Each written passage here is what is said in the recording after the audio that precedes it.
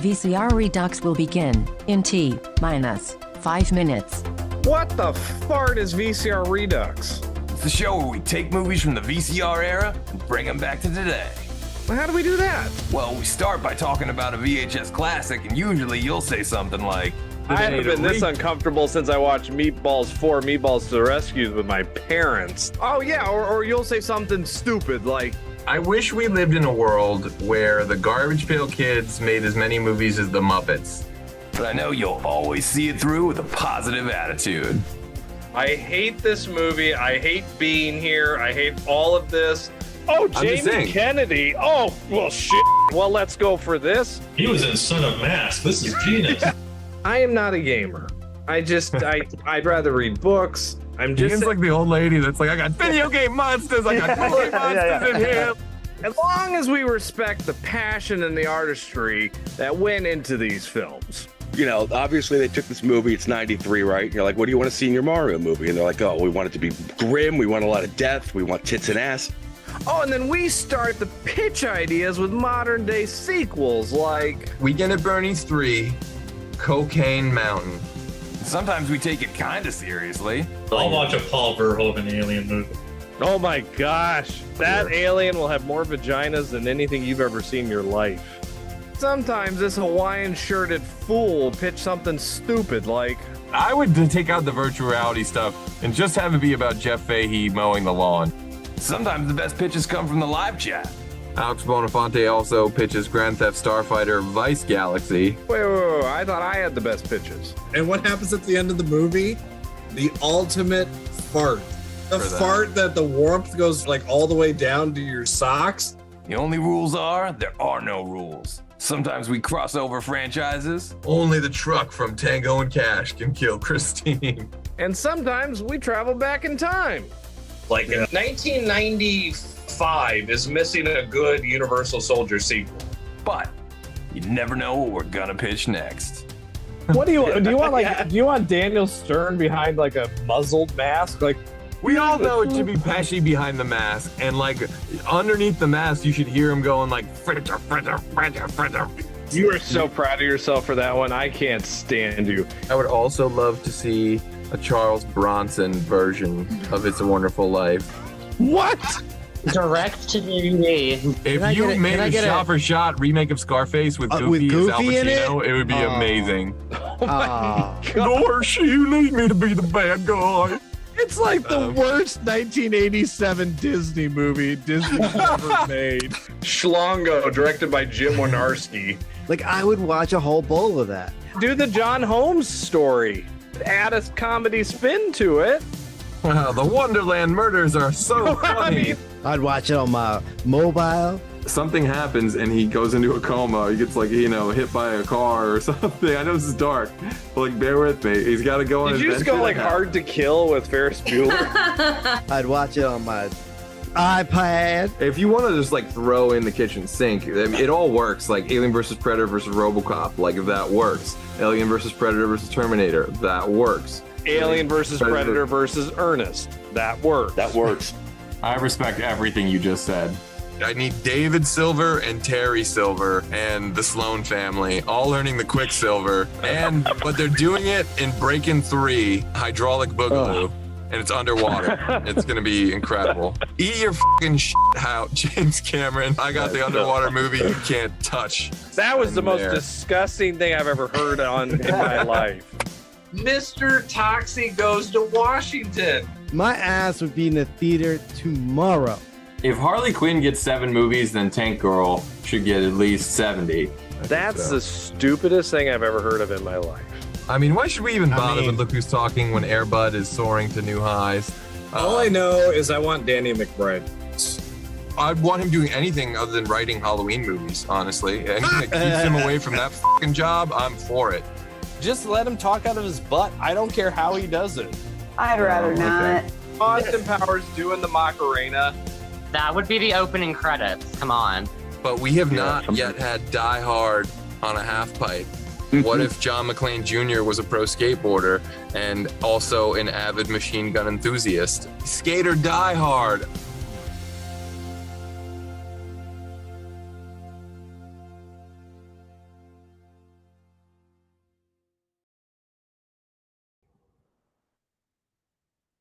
up, virtual people? Welcome to the 230th episode of VCR Redux, where we take your favorite franchises out of the analog era and bring them back to 2026. I'm your host, pop culture punk Chris Stiles, joined as always by my co-host with the most complaints, film professor Ian Klink. Damien. And filling in for Mac Daddy Mickey Torres, Street Fighter 2 Pop Punk Edition champion and VCR veteran Steven Zangief Anderson is back on the show. Hi, everybody. Hi. And in a major dose of awesome / first time in VCR history, we actually spoke greatness into existence 2 weeks ago for our Amityville episode because he is the director of the brand new, released yesterday, Amityville Nado, which is available on Tubi now. Paul Tucker is on the show. Yes. Glad to be here. Thanks, guys. We are so honored, sir. We are not worthy. I had the pleasure of being on Paul's For God's Sake Get Out podcast. I had a blast talking Amityville movies. We are obviously here to do a little something different today because today we are here to unleash the Rottweilers, to dance the Bugenhagen, and to do it all for Damien. That's right, folks. This world needs the Omen V, and we're here to give it to you. But before Ian starts claiming he saw an act of God in a gas station bathroom, we got a dish on how the Omen came into our lives and what we love about it. And of course, that goes double for you at home and everyone watching the live chat. Was it Love at First Laserdisc? Vital VHS? Hit us up in the chat and let us know how the Omen came into your lives. But Paul, when did you first get omened? So I was probably in high school, maybe a little bit later, but there was a video store rental place in my town that was like closing down. It was like a mom and pop place, and they were selling every VHS they had there for $1.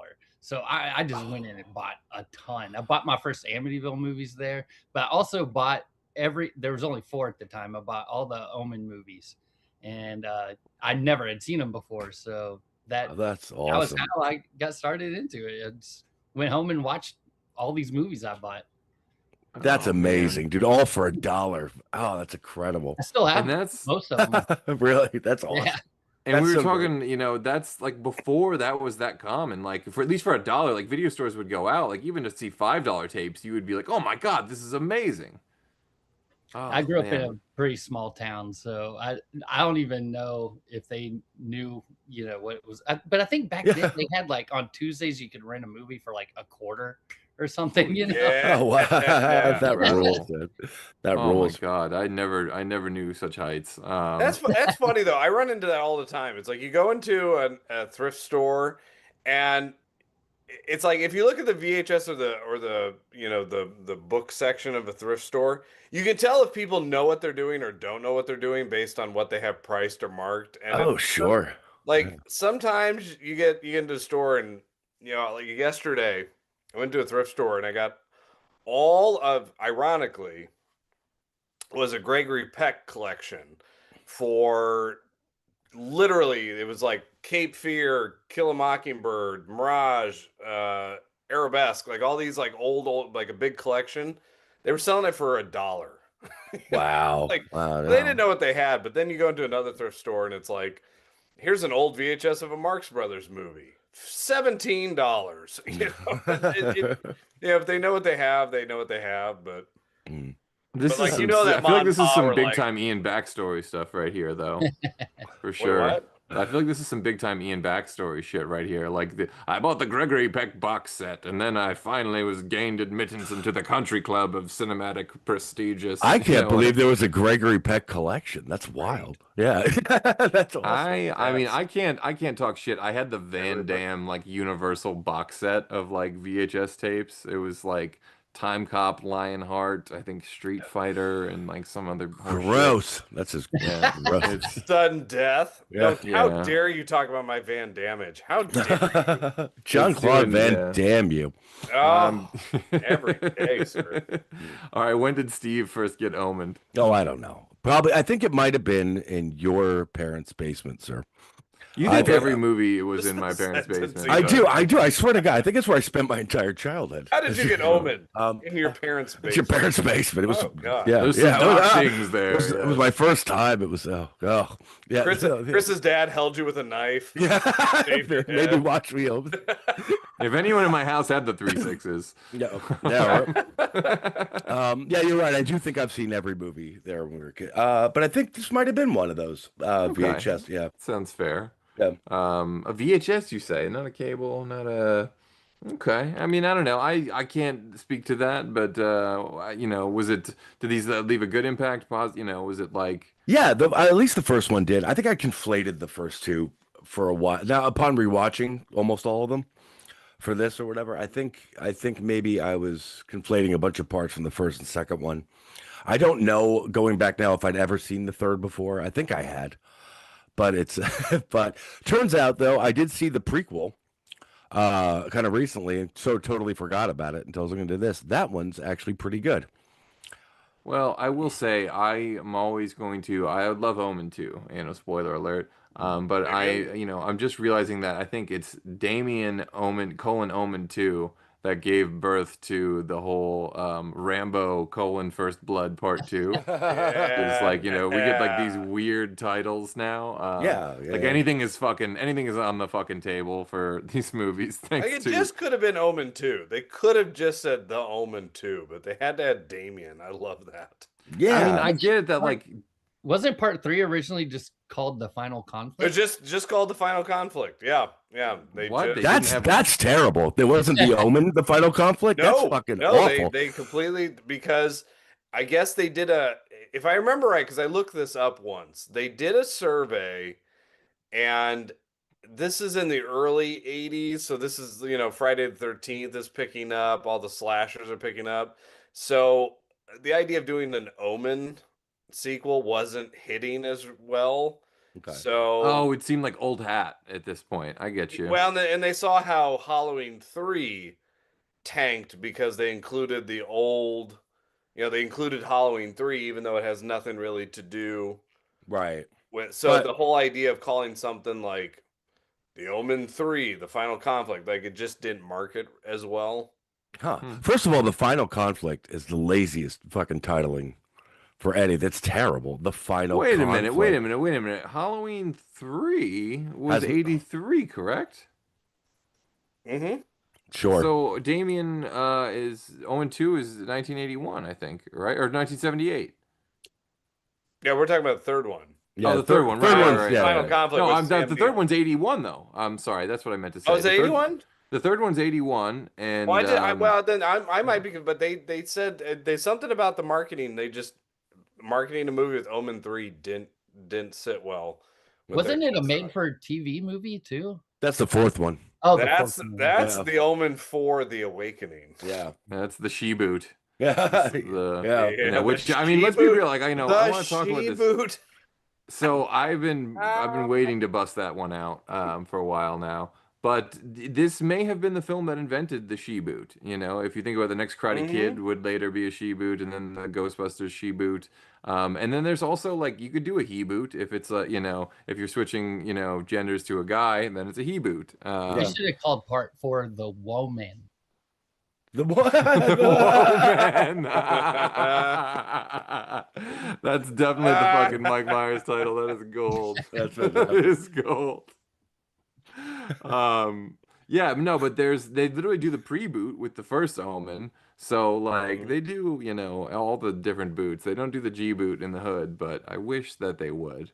The one place the Omen needs to go, but we're way before pitch time. Omen in the hood?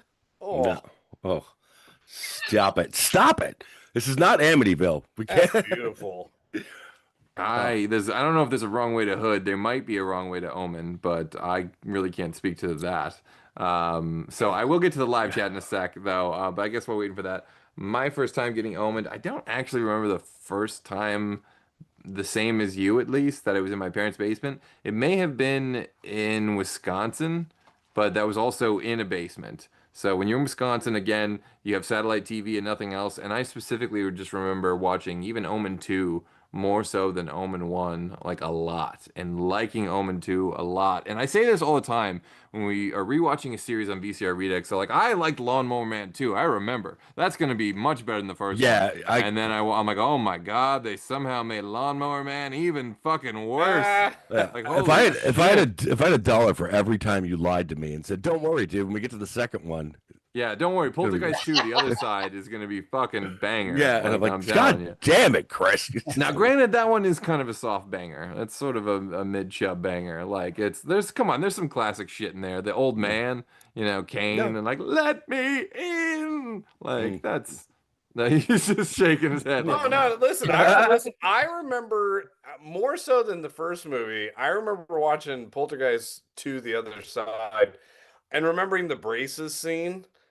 Because they play Oh, a yeah, lot, and the braces, getting his braces coming alive, and then him puking up the whiskey monster. Like, yeah, that was tequila fucking monster. great. Yeah, like absolutely, I remember that more so than I remember the first one. So there's some killer shit going on there. Doesn't matter how you come into the series, folks. Sometimes the sequels are what you remember. Yeah, sometimes it is, and there's just something about Omen 2, and then like. I had this weird fascination with the series, and like I just kind of need to air this out to my therapy session. But like I remember when the whole series was finally released on DVD and going to like Hollywood Video and just staring at like the new covers they had done and like I'm gonna get my hands on Omen 3, The Final Conflict one of these days. That sounds so cool. He's running for president, it looks like. I'm like this is amazing. I'd built up what Omen 3 was gonna be for so long, and they have these 7 daggers, and I'm thinking, you have to stab him all 7 daggers? Like, how the fuck are they gonna do that? He's the most powerful thing. This is gonna be a great ending. Like, how are they gonna bring this home? And then it's The Final Conflict is that's rough. It's the final constipation, and it's not even really the final. So this is what they do though, man. They you want to end on like a power trilogy. The first 2 I enjoyed. I could watch it over again. They both hold up. I thought they were good. You want to end on like a power trilogy. You don't. So then you're like, oh, we'll do it made for TV movie and we'll fix it. That never works out. Sir, it ends with it. It worked for Revenge of the Nerds 4, Nerds in Love. I know you were gonna bring it up. It worked for Amityville. It worked for Amityville. Yeah, there you go. Amityville 4, The Evil Escape. Yeah, it worked. Right, dude. Yeah. The lamp is my fucking favorite, dude. I'll never stop talking about the lamp. We talked about that on the show last week about your obsession with the lamp. Touche, dude. Yeah, that's true. You're absolutely right. Yeah. However, it didn't work for this one. Did anyone? No. Did anyone? Before I would just get into it, and then we'll let it go. Did anyone see the Liev Schreiber, Julia Stiles reboot? I remember watching it I remember watching. I don't remember like any of it. It didn't change much. I mean, it's basically the same movie. I mean, you can call it a reboot. I'll call it a Smells Like 2003 boot. But whatever. Tomato. I do want to get to the live chat, though. I see Cobra Kai Never Dies, our good friend Joanne in there. Oscar Toronzo, the statue. Monica Thyman, our favorite Swede from across the pond. Angie Saunders, the mashup genius. Whiskey 4-1, the great Alex Bonafonte. Mikey Riffraff, the other mashup genius. And Matthew Sharp, the other mashup genius. The man does incredible work, folks. I'm so glad you tuned in, buddy. Caitlin Allman, America's Next Top Model. Michael Ricci, our favorite location scout, talking about doing great work. And Gold's Code, the great Sean Gold. Also, Alondra Estevez, I2B. Boston J, 6428. I hope that's who I think it is. My good friend Boston. 808 Hawaiian Warrior. There are some great folks in the chat. Thank you so much for tuning in, everybody. Whiskey 41 says, Dominus, bring me the Nazarene. I love the OG trilogy. Take a shot every time Sam Neill says Nazarene. And he does. I love. That's my favorite part of that. Yeah, it's all of it. He keeps saying Nazarene. He doesn't say Jesus Christ. He just keeps saying Nazarene. He's like, I want to talk to you, Nazarene. There's some weird writing. Yeah. I don't know. The Final Conflict is one of those movies where, again, I think if you take it as its own movie, not as part of a series, but if you just don't season of the bitch me. I'm gonna to. I have to. If you just take it by itself, it's a fascinating religion ethic. Religical. But it's like is he though? is he the Antichrist? Is this guy just thinking he's the Antichrist? Like, it's one of those movies you can really analyze and break down. And if you take out just a few scenes between the whole trilogy, if you take out just a few little scenes, you could actually go through all of this whole series without fully knowing if he is or is not the Antichrist. Just well, he's a politician, so yeah. Yeah. Well, So yeah, be honest here. That's the biggest giveaway. Yeah, it's true. We always knew. Yeah, right. It's a good From point. Leviathan, they will be barfed up into Congress. Also in the live chat, our good buddy Sean Goldscoat says, "Whoa, you guys got Damien for this episode." Oh wait, that's Zangief. Nah. Oscar Taranzo says, "Saw this as a little kid with the neighborhood kids. My uncle's girlfriend was over. I was like 6. He was in the Navy and was away. She was a hot blonde and around 20. She was so terrified. She took me to sleep on her bed, and 3 hours later, I peed on us and the bed." That is a fantastic coming of age story, Oscar. Thank you for intense honesty. I love that, man. Yeah. And also Rand and Travis Mitchell are in the chat. Thank you so much for tuning in, everybody. Rand's our favorite Now, Canadian. does every time you watch The Omen, do you pee? We need to start a mailbag episode for things like this. We should do actually a mailbag. Let's talk later about that. Yeah. But The Omen 3 is like, I have such mixed feelings about it because like in my head I built up this movie that's incredible that doesn't really exist, and I feel like I'm already gonna be in my Jason Takes Manhattan mode when it comes to pitch time, where I'm like, just remake that one, just make that one but good, like. But you can't because Damien Takes New York.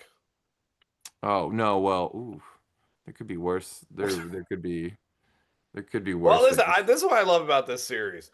This is the old man series. This is every Hollywood star past the age of 68 saw what they all thought Max von Sydow was 109 years old, and so they all got their agents to sign him up for Omen or any horror movie. It's like after that, every old man signed up for a movie. Yeah. So The Omen's got Gregory Peck, William Holden, Patrick Troughton, James, what's his name? David Warner. It's like, I mean, this scene alone with Doctor Who getting impaled by a church, that's just beautiful. It is. It's great.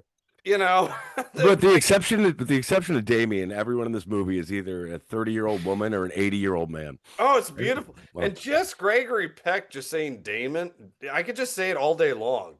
Damien. He is great. Damien. Yeah, he's fantastic. Yeah. I think both the dads, the first, the dad and the second one is also really good. Yeah. That was William Holden, right? I'm good with the old timey actors like you are. This is the one time you get the names right when it's from the fucking 70s or before. Yeah, if they were in the Hollywood system in 1930. I know their names, people. He's like, his SAG card was number 3. But also I will say this. How I came into the series was actually first I saw 4. That's how I saw the Omen series first. It was on HBO. I remember my family was at a hotel, and when you go to a hotel, all you do is watch free HBO. Oh yeah. Like back in the 90s, that was like the thing. Like, oh my god, free HBO. For some reason, like the hotels, like the HBO was. I swear it's different than the HBO you got at home. Like it's like we're exclusively horror and like bikini car wash company. That's all they showed. I know what it was. Here's what it was. You actually got that guide that told you what was going to be on. No, and you didn't have that. And you didn't have that at home, so you knew what they were going to play at like 8 o'clock. It was beautiful. But I watched the 4th one. And not knowing what the heck this was, except for my parents telling me, "Oh, this is about the devil child." Because my dad's a minister, and he was he became a minister in the 70s. Which, The Omen and The Exorcist have like weird connection of how pop culture worked with religion at that time. A lot of people came to the church because of The Exorcist. Yeah. That's interesting. It's a really documented thing. A lot of people who were atheists became religious because of these movies. Not everybody, but And so I had seen the as you point out the She-Boot of yes, which was literally supposed to be a remake of the Omen, which is like it's a remake, but it's quasi sequel.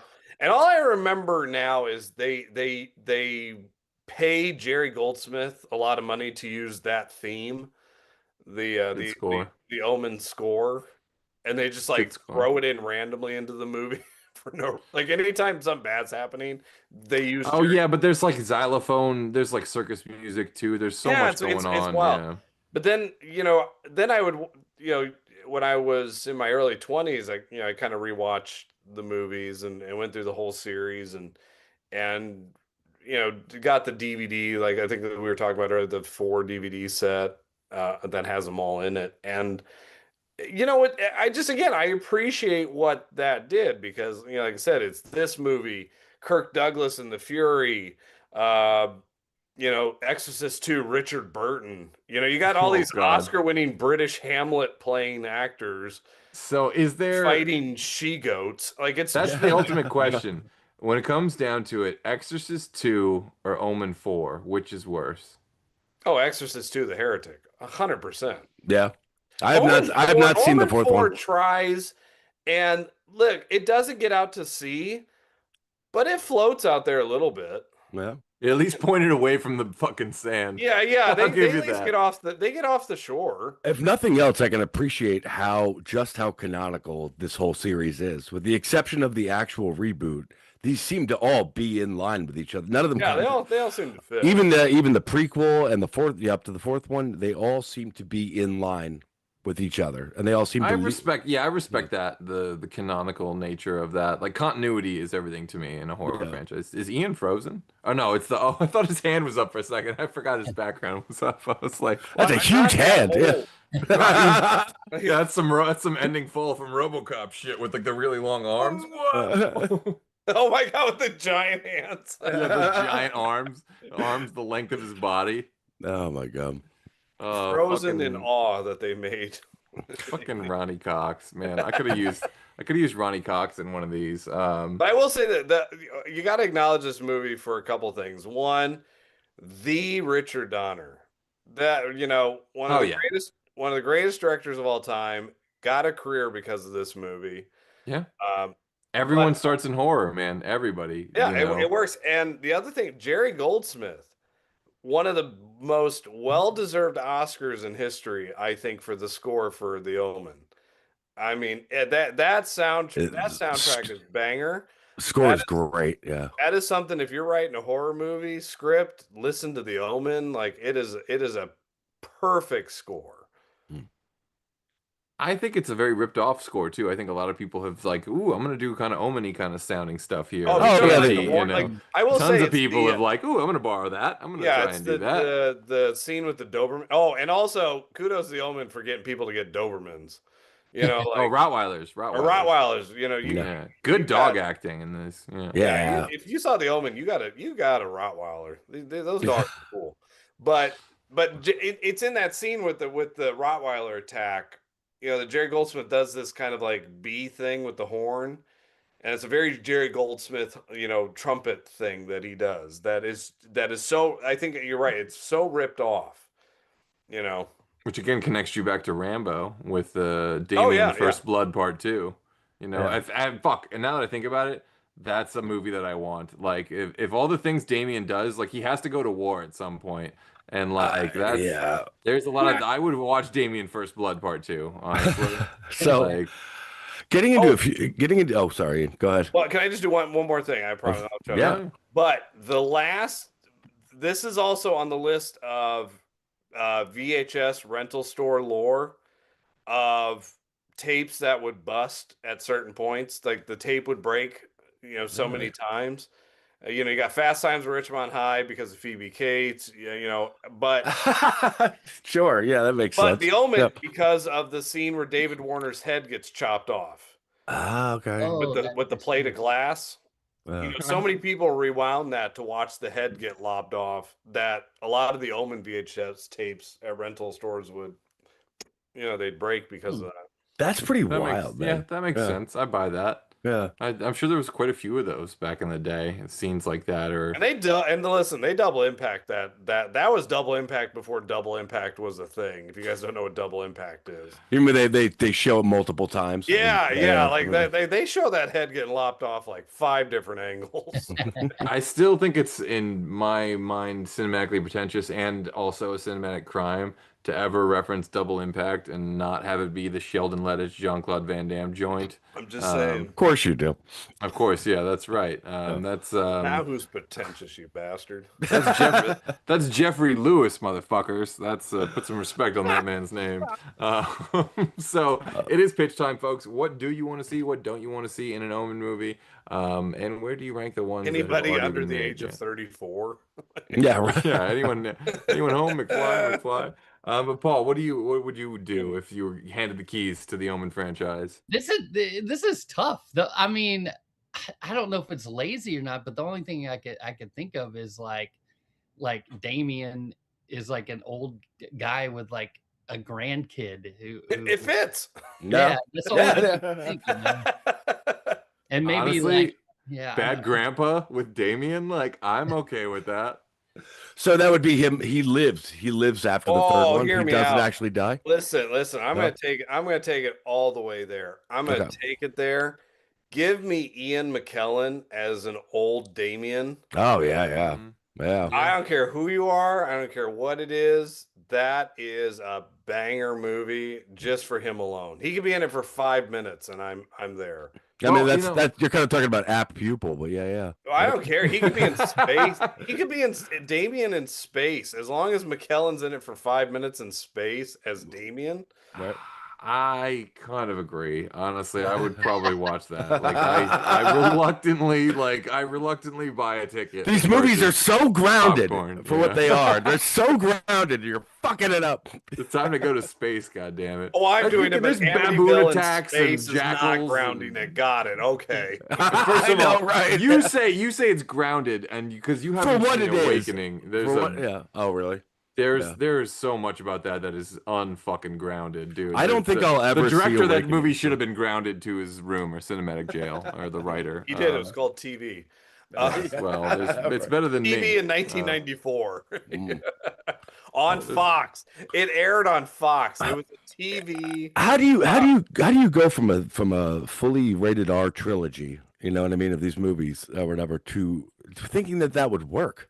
On like 10 years of a gap between Omen 3 and Omen 4. And they saw what the ratings did for Revenge of the Nerds 3, The Next Generation. That hadn't happened yet. That was 93. Hadn't happened yet? Yeah, that hadn't even happened yet. Well, look, that happened. I love how you think everything is linked to Nerds 3 or 4, the fucking made-for-TV joints. I love that about you. But they did that. They did Bates Motel in the 80s, which was a backdoor pilot for a Psycho series. Really?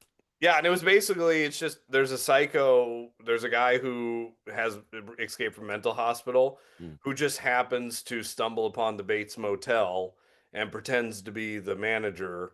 And so it has nothing to do with Norman Bates. It has nothing to do with mom, dressing up. Like, sounds great. Fucking jerk off shit. Yeah, it was but it's Bud. That's what that shit was? It's Bud Cort and it's Lori Petty before, so it was like, it's not bad. It's just not. No. I don't care. I love Lori Petty, but you still can't shine shit. It only smears. But a lot of they would do that with a lot of stuff. They tried to make a TV show out of The Sting. They made TV shows out of Parenthood. They made a TV show out of they did. They did try to. Someone might make the most perfectly round shit in the universe, but I still have no interest in seeing it. Well, look, sometimes it works, sometimes it doesn't. Highlander works as a TV show. Barbed Wire doesn't work as a TV. I don't think it works as a movie. I don't think Barbed Wire works as fiction. Right. I don't think it works as an English. So I think the Omen 4 was trying to be I really do want to say it was trying to be a TV pilot for like an Omen series. I think they were trying to shotgun that Amityville 4 joint, like that After Smoke. They were trying to, I think it could have worked. I think is it the worst thing you've ever seen on a TV movie when you watch it? No. I can't believe Ian's defending this. I love it. I will defend Amityville 4, or not Amityville, Omen for the Awakening. Because it's not terrible. It's just it doesn't fit with the title 4. It just should have been. It just doesn't. It gives me what I want in an Omen, but not what I want in a fucking part 4. Part 4. It just has nothing to do with the rest of the series. I don't even know what that There's means. no Russian. There's no space. There's no and zombies. because at that point they didn't. The final conflict was released as the final conflict. Omen 3 had nothing to do with it. That's only when it came out on video that they added the Omen 3 because it would be on the mullet. There's no Stallone. There's no political speech. The final conflict too. The final, the Omen, the final conflict, part 2. Yeah. Well, I love it. Right. Yeah, that's the funny thing. Like the Final Destination shit, like Final Destination Part 9. It's like, how final is this really? At this point, you know, Never, never. You know, or like Omen 3, the final exam. Like I really wanted to play with that, like the final warning, the final. You know, there's so many dumb like final things.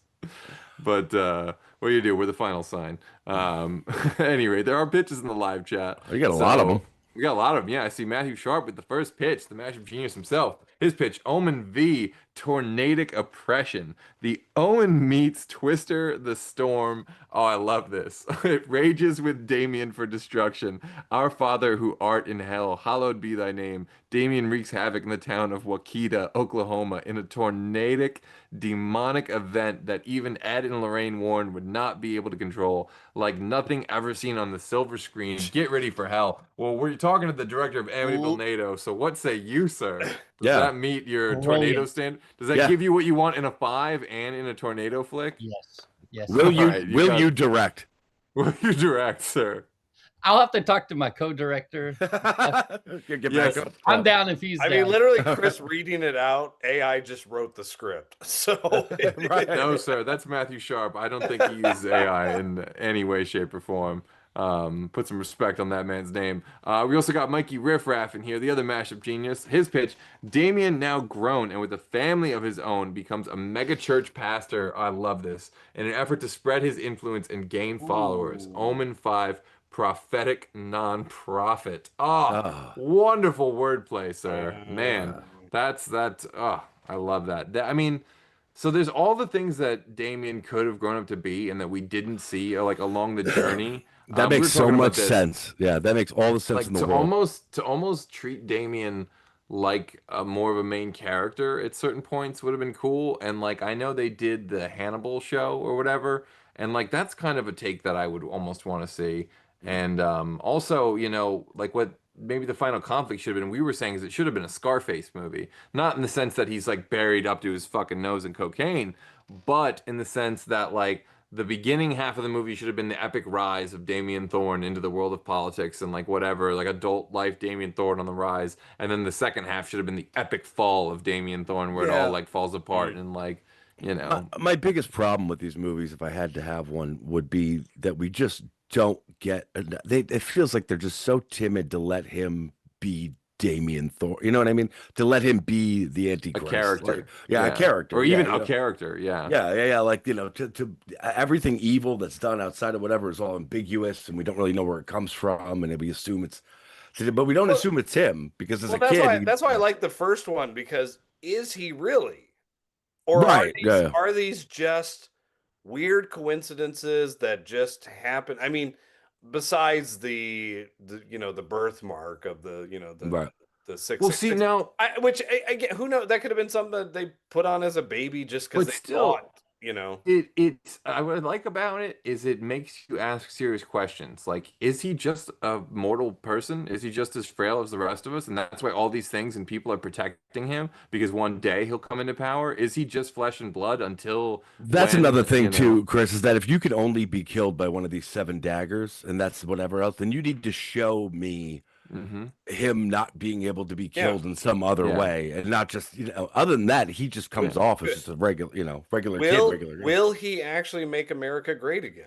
I don't know. Well, I mean, there it is. You know, ultimately, we're living in the world where the fucking Antichrist is pulling all the levers. It's very apt. Yeah.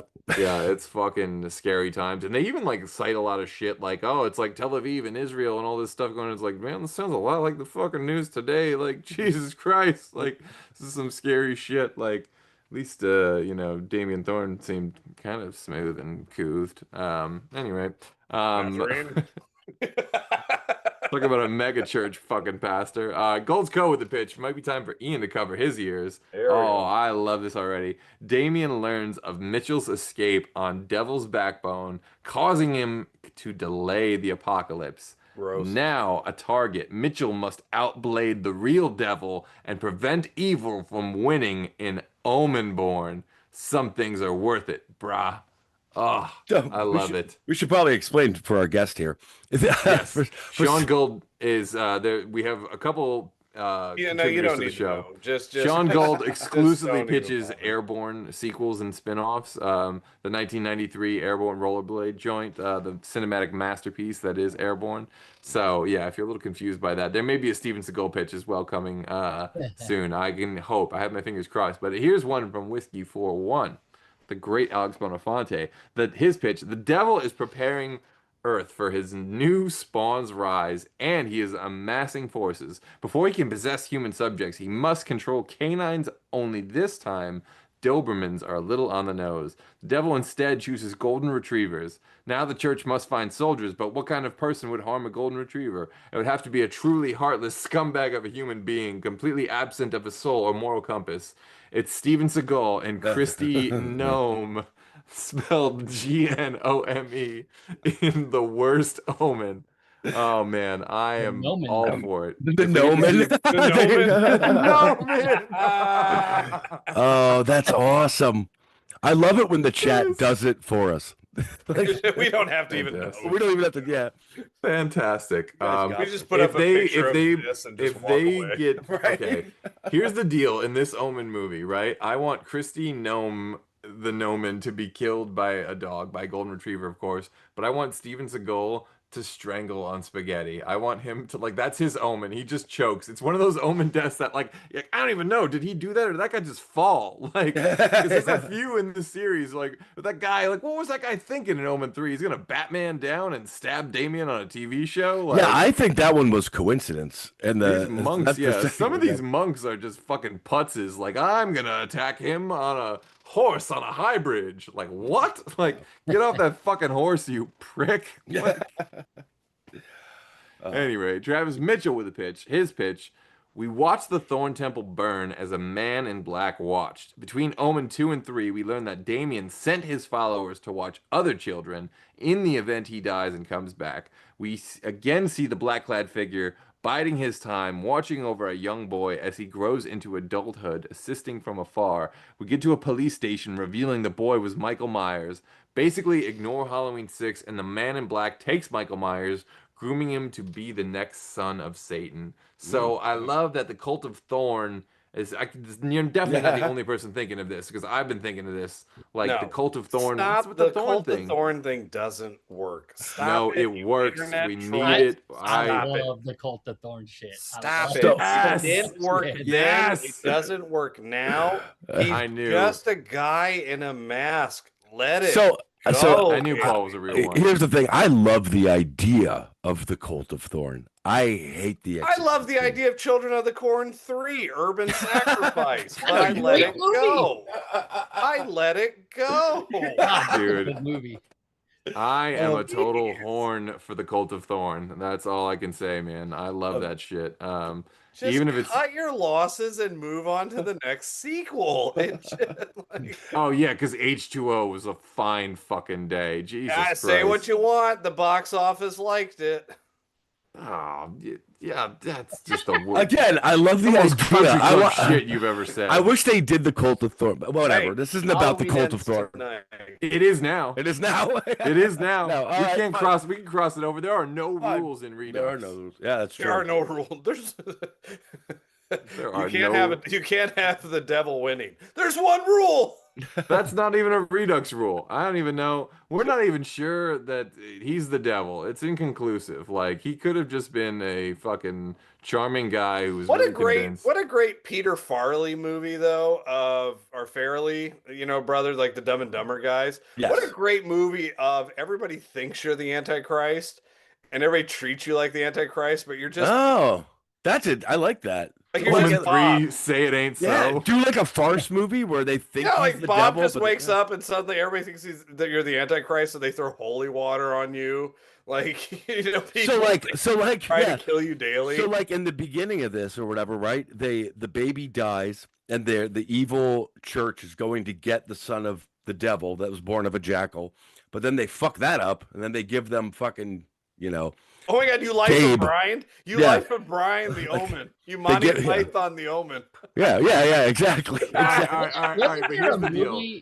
Wasn't there a movie? It came out a couple of years ago where it was like these parents adopt this kid is basically Damien, but they're like, it's a comedy. It came out a couple of years ago. I think it was called like The Evil One or something. Do you know what I'm talking about? Yeah, I There's know a bunch exactly. of these. There's one called I know Brahms, exactly what you're too, talking I about. think. I'm IMDbing it right now to see what we're talking about here. I think it was a Netflix movie actually.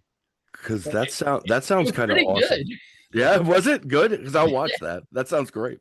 But this is coming from the guy whose brain is warped by Amityville movies. So Oh, that's crazy. Yeah, could we just go off for a second? We have to go back and correct. We need to make a correction here on VCR Redux that we were under the impression that there were 69 Amityville movies, and we were off by missing 20. a few. We were off by 20 films.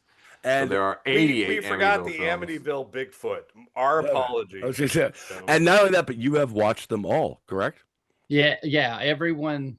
That is amazing. Oh, that's disgusting, but so amazing. Yeah, like That's in my so mind, that qualifies awesome. you to run for president. Like, Right? Yeah. you got my vote. Maybe you're Nazarene. But this is amazing. He is the chosen one. He is the chosen one. The desolate one. That's His greatness was cast down, but Leviticus it lives again in me, Ma. 4:13. He shall rise out of the Amityville curses. Yeah. Direct to Say, video though, curses. the kid in 2 is so good. The kid who plays Damien in 2 does a really good job. All the He's a kids are, jackal. Your father was a jackal. Except for maybe the bully from military school, like, the Thorns all have such big heads. Like, ooh, sick burn, dude. They can't wear hats. Like, no. But that's something I'd always, it's funny. I always remember the stupidest fucking line from a movie. So, in the third one, I can't really pick. There's too much. I'm overwhelmed. But I don't know what anyone said in the third one to anyone. I don't remember. It was fucking nonsense. Kill your baby. I remember Sam Neill saying that. Sam Neill is just spouting nonsense in that movie. But I will say, I've kind of always wanted. I have a Jones for weird versus movies, and you probably can guess where I'm going with this. Damien versus Regan. Like, I want Omen versus Exorcist. Yeah. Like a knockdown, drag out fucking fight. Like, yeah, Damien versus Regan, Dawn of Justice or Injustice or whatever. I think if there's a hell hierarchy, though, I'm pretty sure Regan would have to give it up. It's the son of the devil versus a demon. But Pazuzu's just I don't know who Delulu. Pazuzu. Yeah, who's Pazuzu's Pazuzu? Delulu. He's on his own fucking kick, and he's not playing. He's playing for keeps, and He's not playing by around. he only plays by his own rules. Yeah, he's not Pazuzu. fucking And he's not fucking around. Yeah. Why can't we have that? I think it would be great. And then you could you have your Easter egg ending is that either Chucky or the Leprechaun enters the fold for the sequel. You set up a 3-way fight. What? The Little Monsters, the Little Monsters series, yes, or the kids, or the horror kids. You get the Village of the Damned in there, and you get Rosemary's Baby. Children of the in Corn. there. Oh, Rosemary's Baby. Yeah. Actually, you say that, and something Children of the that Corn just could get- sparked in my head, though. What? I don't know. It's even breaking my head even trying to think about it. But can Damien be possessed by the devil? Can Damien be possessed? But probably not, because he's already. But think about it. Is there something to that idea? Or there is that something- the whole end game? Is that the end goal of it all for him? Well, that's what I'm saying. But is it a, I want to do it myself? You get that's kind of a father versus son kind of scenario. Yeah.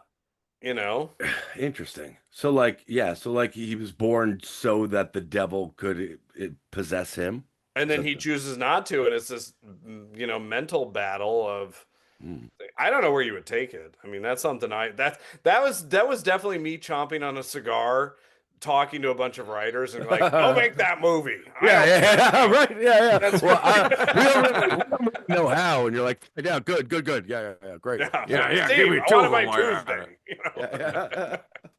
I want the sequel next week. And Oscar throw in Torrance- bikinis. Why not? Yeah. Make it So I see sexy. So Oscar Toronzo with a pitch. His pitch, 1965 Manhattan. Rosemary gives birth to a baby. The baby grows up to be a real estate mogul, billionaire, and later the president. His name is Oscar. The seventh seal breaks, and he starts the apocalypse with guns, babes, and beer. And his henchmen this summer, the O-Men. Oh. Like what Ian was just saying. Great. Kind of, yeah. There's a little bit in the Rosemary. Yeah, I like that. The Rosemary. That's thing fantastic. saying, yeah, there's no wrong way to kids in horror. No. Yeah, I mean, now it's for some reason it's making me want to watch Village of the Damned. I don't know what that's about. That's just Great cinema. Yeah, I think that's kind of what that's about, probably. The last of Christopher Reeve, and you got Michael Pare, Luke Skywalker, and Christopher Reeve in a movie. Can't go wrong. No, but again, I actually really like the difference for me between like the Exorcist series and the Omen, like I said, or like Rosemary's Baby. You are told directly, yes, she has given birth to the devil baby. Like she's given, like it is the devil's child. We see the devil in the movie. Yeah, the Omen. Yep. It's always that question. It's always kind of. I mean, there's a few little parts where you couldn't explain it otherwise. You know what I mean? We do it. Telekinesis, right? That's what I'm talking about. Yeah, like those parts. Telekinesis, like when he's using his mind power. Yeah, if you take out those few little parts where he's, where he's torturing people with his mind, and we see it happening. You're right. It is very ambiguous whether or not he actually could just be, Well, that's why the ending. I mean, what made the movie famous? The first one was that ending shot with the little kid smiling at the funeral. Yeah. Which was literally not in the script. It was Richard Donner telling the kid, "Don't you do it? You better not smile." Yeah. Oh, and he really? just smiled. Yeah. And Richard Donner's like, "Oh, we're putting that at the end of the movie." That's awesome. That's great. That's how that happened. But that's that's why I like the first one so much. Is this dad insane? Is he just buying into like what people around him are saying? By the second one, he obviously the second one they fully were like, nope, he's the devil child. And I like that he discovers it, and I think that's kind of where the interesting story is. The story between him discovering his destiny and then him, or fulfilling it or falling short of it. And it's poorly done though. Like he figures No, it's it not out. covered in the movie, but I think that's what I would want to see in the future Omen movie is that period of Damien's life between him figuring it out and then almost not sure. Do I want to embrace this destiny? And him kind of like being on the fence. Is he going to go good or bad? They condense all that down to about 10 minutes in that movie. And it is jarring. How fast he goes from being like to running to the end of that dock, and he's like, "Why me?" And then the next scene, he's like, "I'm the fucking son of the devil. Like I'm gonna fucking." he's so pumped on But it. even before that, he's like mind control, fucking making people choke and shit like that, and he's about to fucking choke out his cousin. And well, you should know by then if you find yourself mind controlling other people to choke and die in front of you, it should be just might be the answer. Yeah, so possible. Well, that's why, honestly, in a weird way, my mind keeps going to like this farce of like somebody just being told you're the answer, and like he all of a sudden he has all these people listening to him, and it's like I'm the Antichrist. I want everybody to go out and drink heavily. Right. Yeah. Okay. So that prequel, it's like the farcical of like everything you're told to do is bad. Everybody's like, cool. What one of the interesting things about shut up. But one of the things about that prequel, shut up, Chris. Shut up, Chris. What I think about that prequel is is you really get a feel for the extent, like how extensive the cult is in that prequel. That's just that's behind him. It makes a lot of the later movies make a little bit more sense because it's so because again it's so all of a sudden or whatever he has followers and these people are in his life and whatever else. That prequel gives you a real feel of like how how much went behind getting him to be born in the first place, and how this cult has infiltrated the Vatican, and has brought this all forward for the Antichrist to be born in the first place. And it kind of honestly helps the other movies along a little bit, because now, because again, in the third one, all of a sudden he's speaking to like a valley full of people who are like his worshipers, and they don't explain, which I do appreciate the lack of it. I don't need that, I don't need that explained to me. I don't need to know how Karen became involved in Antichrist. But it does make sense. It does make right. It does make sense to kind of give you a little bit of a background as to what this cult is, and that there was one in the first place. Well, that's what. Sometimes prequels are good. Sometimes they aren't the great. A prequel to Rosemary's Baby. Like, we don't need to know. Like, no. We got it. We don't need to know why The Exorcist. They always try to make prequels that like over explain. It's like, you didn't need it. How many of those movies that you watched were I'm just curious. I have so many Amityville questions. I'm sorry. Like, I have so many. Like, I would like to just do an hour on asking you questions about Amityville. How many of those would you say were prequels, or tried to be prequels? There's probably like 3.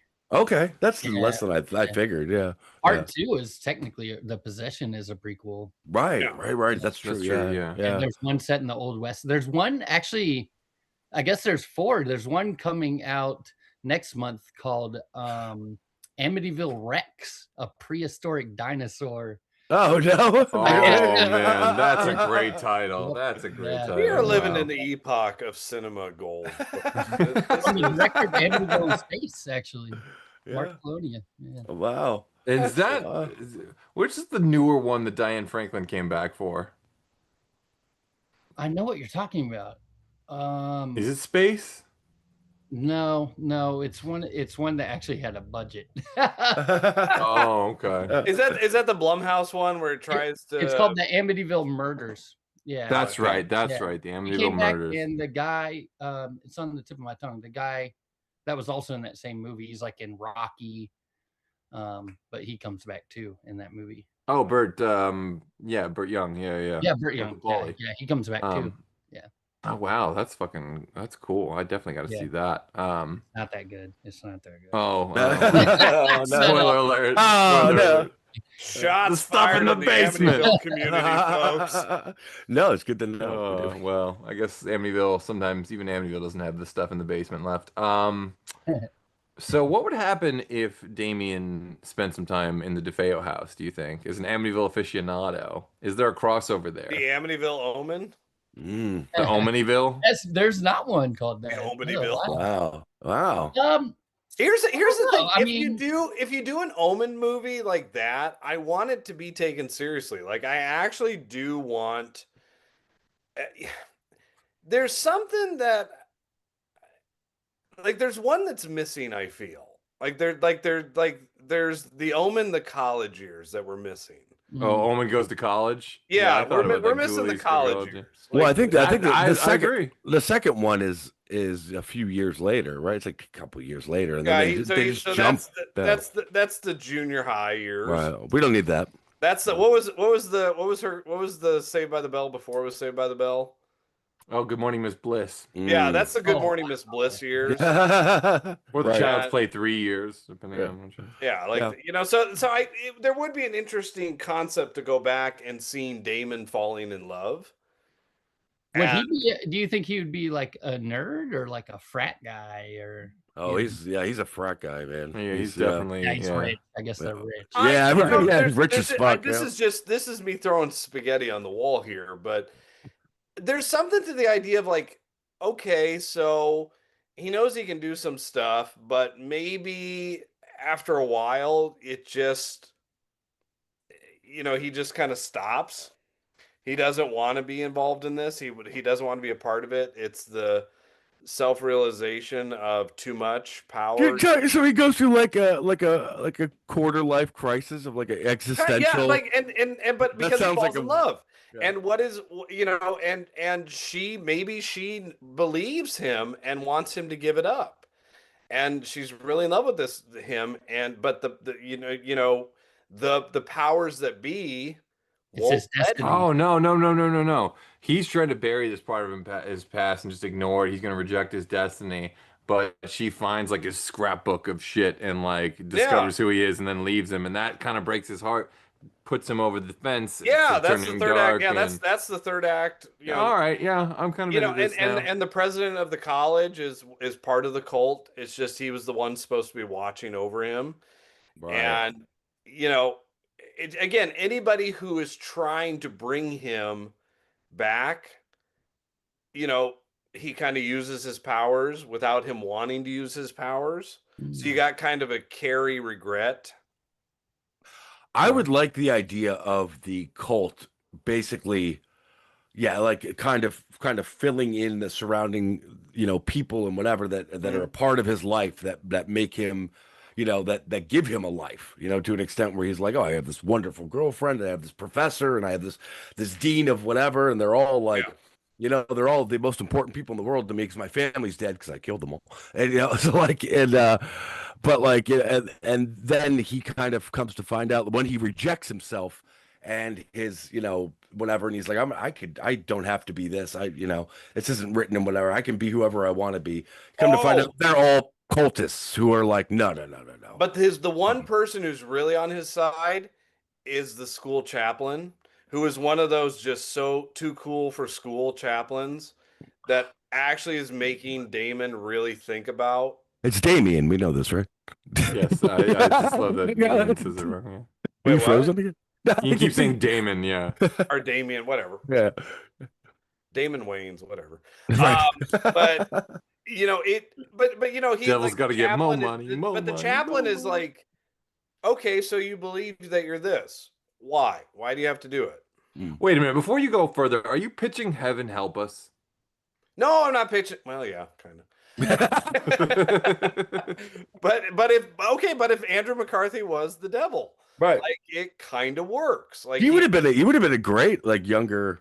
Yeah, that's what I'm saying. Like that emotional journey of, and what it leads to at the very end, of course, is the journey that we know is going to happen in the final conflict, which is he sacrifices his girlfriend.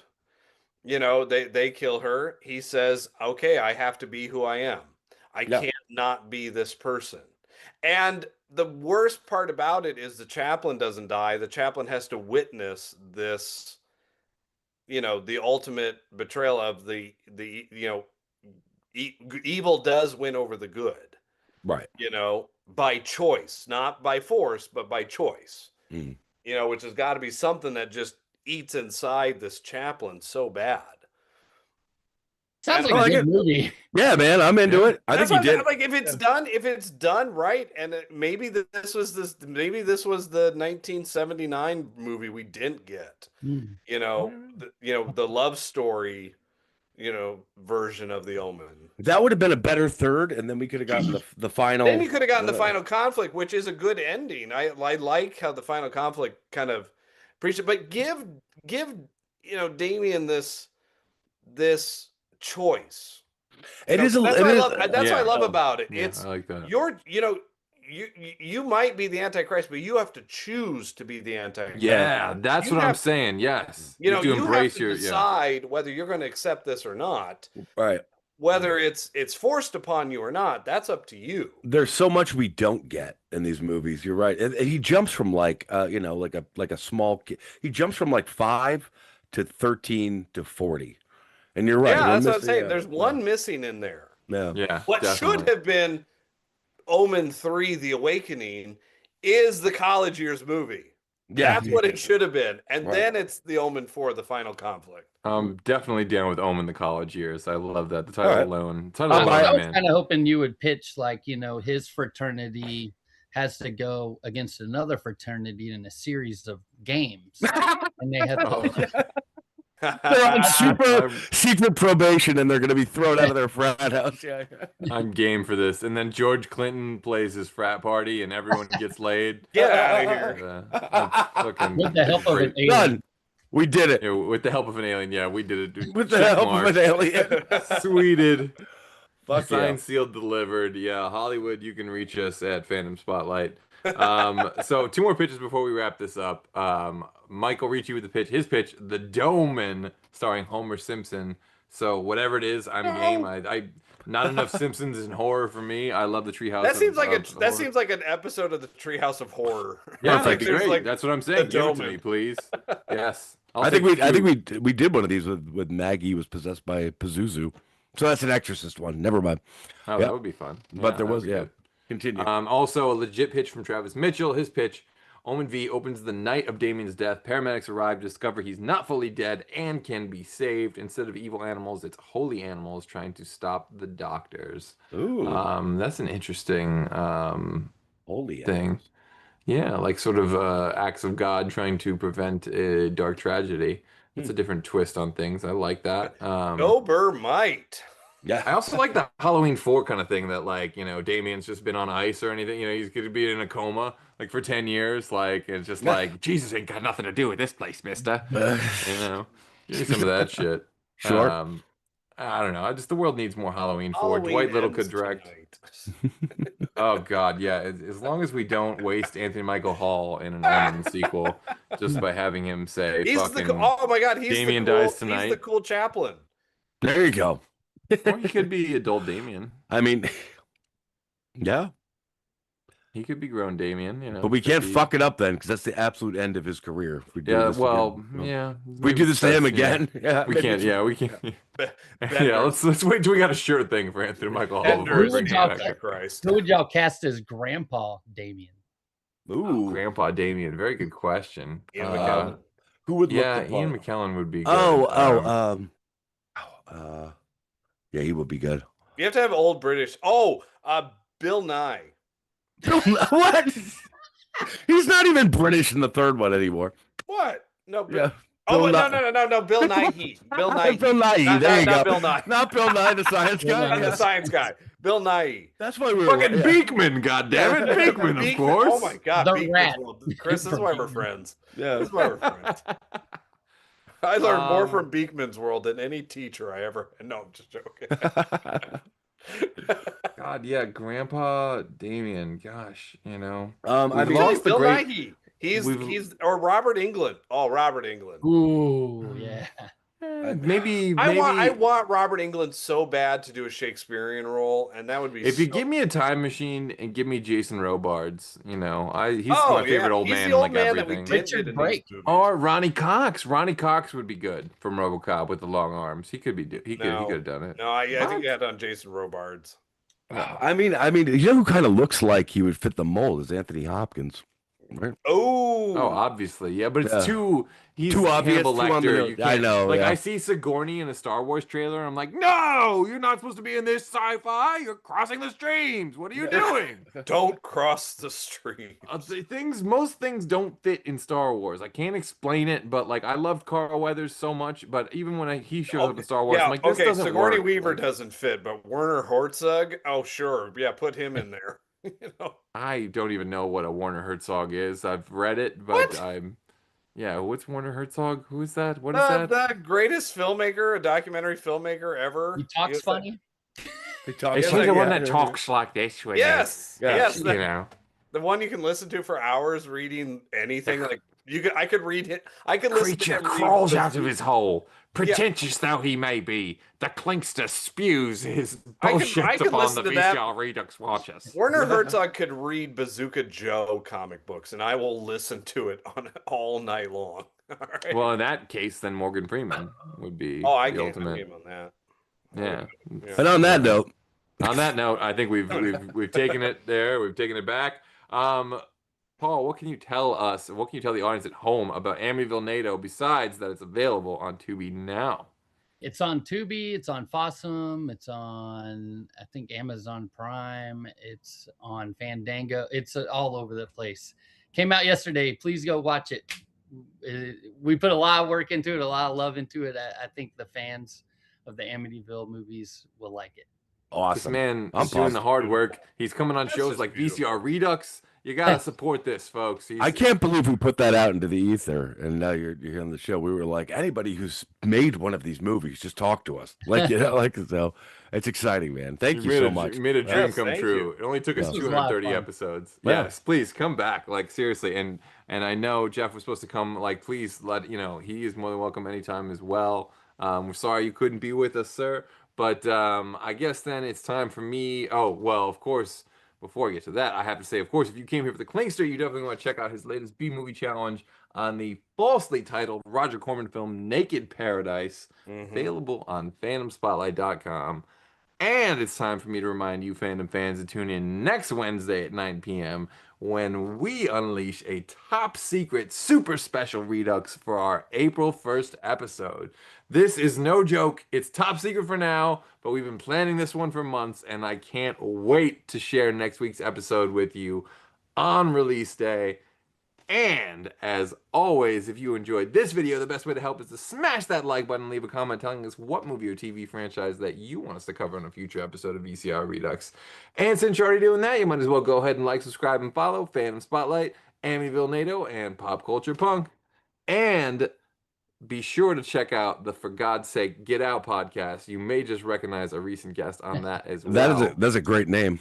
It is a great name. I had so much fun on that.